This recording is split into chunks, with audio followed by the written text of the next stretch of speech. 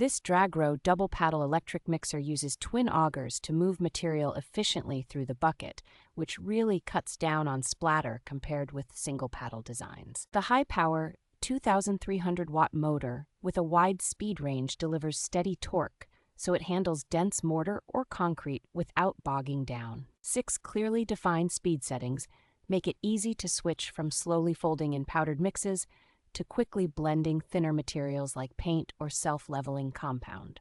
The ventilation system with multiple air outlets keeps the housing noticeably cooler during long mixing sessions, which helps protect the motor and extends its working life. The included spare carbon brushes and wrenches mean routine maintenance is straightforward, even for a homeowner who is not used to servicing power tools. Overall, this mixer feels well suited for do-it-yourself projects and light professional use where you want fast, even mixing without excessive strain on your shoulders.